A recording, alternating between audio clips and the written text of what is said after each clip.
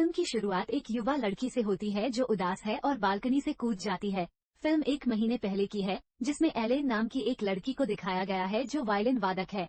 एक रात car park में गैस मास्क पहने किसी व्यक्ति ने उस पर हमला कर दिया और उसकी आंखों में एक रसायन छिड़क दिया। उसे तुरंत अस्पताल ले जाया गया और अगली सुबह जब वह उठी तो उसकी आंखों पर पट्टियां बंधी हुई थीं। जब उन्हें अंततः हटा दिया जाता है तो वो कुछ भी देखने में सक्षम नहीं होती। इसके तुरंत बाद डॉक्टर कात्सु नामक एक डॉक्टर कमरे में प्रवेश करता है और कुछ बहुत बुरी खबर सुनाता है। उसकी आंखें बुरी तरह क्षतिग्रस्त हो गई हैं। उसकी आंखों की रोशनी बचाने का कोई उपाय नहीं है और वो जीवन भर पूरी तरह अंधी रहेगी। ये सुनकर एलेन पूरी तरह से हताश हो जाती है और टूट जाती है।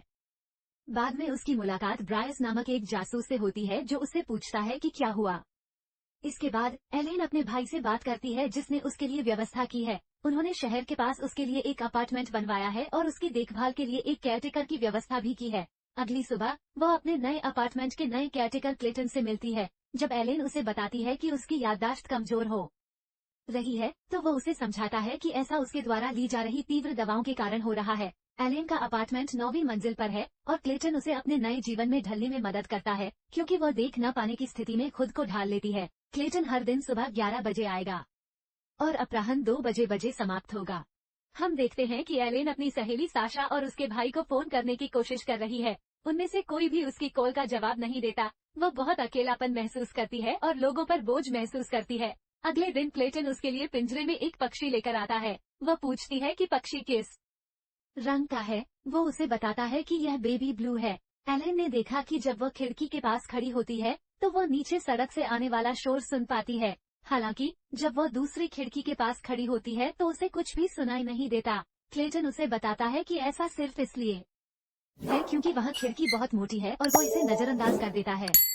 जब वे बात कर रहे थे तो हमने देखा कि वे करीब आ रहे हैं और वो पूछती है कि क्या वह उसका चेहरा छू सकती है। क्लेटन उसे बताता है कि वह ऐसा कर सकती है।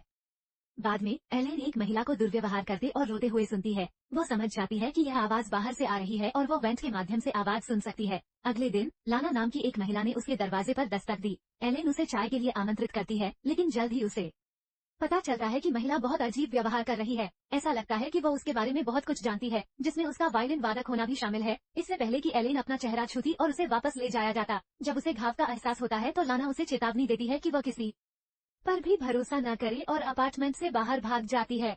हेलेन को ये बहुत अजीब लगता है और वो चिंतित है कि उसका पति उसके साथ दुर्व्यवहार कर रहा है।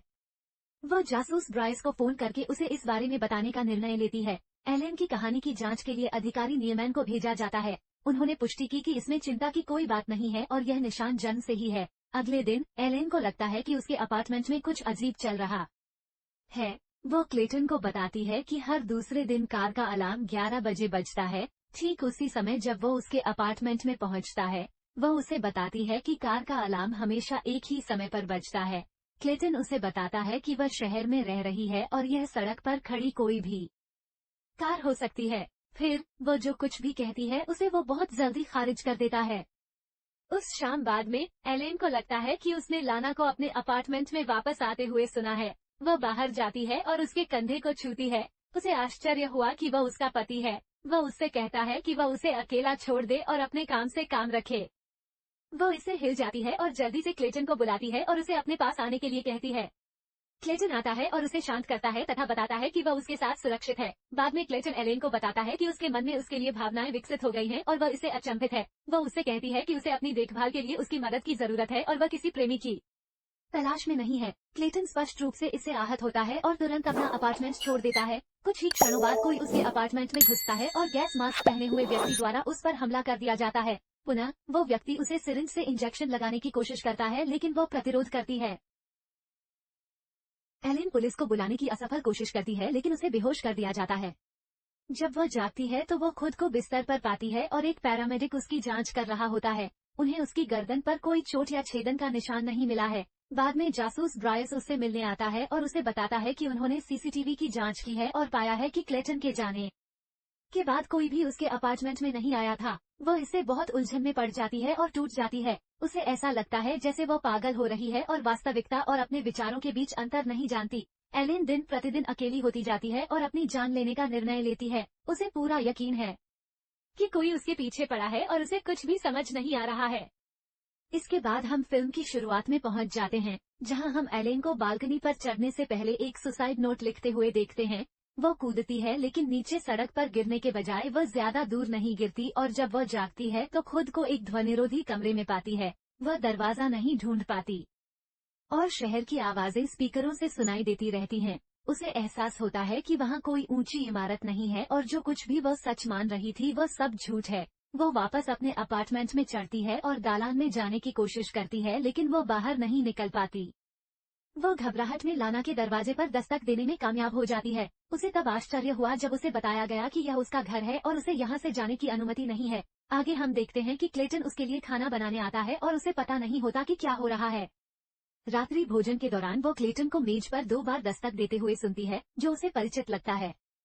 तभी उसे एहसास होता है कि जब से उस पर हमला हुआ है, रास्ते में उसे जो भी मिला उसने ठीक यही किया है। खाने की मेज पर वह नाटक करती है कि उसका गिलास गिर गया है और जब क्लेटन उसे उठाने जाता है तो वह उसके सिर पर भारी वस्तु से प्रहार करती है। वह उसकी चाबियां और तेजे पकड़ लेती है और भागने लगती है। वो गलियारे से होते हुए दूसरे अपार्टमेंट में जाती है और किसी तरह दरवाजा खोल लेती है। वो ये जानकर हैरान रह जाती है कि यह एक भंडारण क्षेत्र है जहां उसे क्लेटन के सभी कपड़े मिलते हैं, जिन्हें वह उसे धोखा देने के लिए पहनता है। इस पूरे समय वह अलग अलग लोगों का नाटक कर रहा था। जब वह चारों ओर देखती है तो वो गैस मास्क पोशाक को देखकर भयभीत हो जाती है, जिससे पुष्टि होती है कि वास्तव में उसने ही उस पर हमला किया था। वह उसे नकली अपार्टमेंट में बंदी बनाकर रखता है। उसे एक छिपा हुआ कमरा मिलता है जो नकली अस्पताल था, जहां वह हमला होने के बाद होश में आई थी। वहां उसे लाना मिलती है जो उसे बताती है कि वो वास्तव में क्लेटन की बहन है और उसने उसे मदद करने के लिए मजबूर किया था। वो बताती है कि उसने कई बार भागने की कोशिश की, लेकिन हर बार क्लेटन ने उसे पकड़ लिया और उसे सजा दी। बचने का एकमात्र रास्ता उसके कमरे में लगे वेंट के माध्यम से है। जब एलेन भागने की कोशिश करती है तो क्लेटन वहां आता है और उसे बेहोश कर देता है तथा वापस अपने अपार्टमेंट में ले जाता है। जैसे ही वह जागती है, उसे वेंट के माध्यम से हवा आती हुई महसूस होती है और वह सोचने लगती है कि वह कैसे बच सकती है। क्लेटन उसके सामने आता है और उसे बताता है कि जब वह छोटा था तो कैसे उसके पिता ने उसे और उसकी बहन को तहखाने में बंद कर दिया था और उनकी मां की मृत्यु के बाद 3 साल तक उन्हें बंदी बनाकर रखा था। वे कई वर्ष तहखाने में बिताते थे और समय बिताने के लिए खेल रचते रहते थे। एक चीज जिसने उसे इस सबसे बाहर निकलने में मदद की, वह था लाना द्वारा बजाया गया संगीत, जिसने उसे इस कठिन परिस्थिति से निपटने में मदद की। जब उन्होंने एलेन को वायलिन बजाते सुना तो उन्हें याद आया कि किस प्रकार संगीत ने उन्हें अंधकार से बाहर निकलने में मदद की थी। उनका मानना है कि एलेन उनकी रोशनी है और वह भी उनके लिए वैसा ही बनना चाहते हैं। ये सुनकर एलेन बिल्कुल भयभीत हो गई। उसे एहसास होता है कि क्लेटन ने उसे सिर्फ इसलिए अंधा कर दिया था ताकि वह उस पर निर्भर रहे। वह उसे पूरी तरह से अपने पास रखना चाहता था और यह सुनिश्चित करने के लिए वह जो कुछ भी कर सकता था, करता था कि उसे उसकी जरूरत है, जिसमें उसकी दृष्टि छीन लेना भी शामिल था। जब उसे मौका मिलता है तो वो उस पर तेजस से हमला करती है और तुरंत वेंट खोलने जाती है। उसे ये जानकर बहुत दुख हुआ कि यह इतना छोटा है कि इससे बचकर निकलना उसके लिए संभव नहीं है। जैसे ही वो अपना हाथ अंदर डालती है, उसे कुछ छोटी छोटी नलियां दिखाई देती हैं। उसे एहसास होता है कि यह वही पदार्थ है जिसका इस्तेमाल उसे अंधा करने के लिए किया गया था। अचानक क्लेटन जाग जाता है और वो इसका प्रयोग करके उसकी आंखों में स्प्रे कर देती है, जिससे वह भी अंधा हो जाता है। जब क्लेटन दर्द से फर्श पर लौटता है, तब हम देखते हैं कि लाना आती है और वह एलेन को मुक्त करती है, जो अंततः भाग निकलती है। 6 महीने बाद हम हेलेन को मंच पर जाने की तैयारी करते हुए देखते हैं। अंततः वह बंदी बनाए जाने से मुक्त हो जाती है। जैसे ही वह ऐसा करने वाली होती है, भीड़ पागल हो जाती है।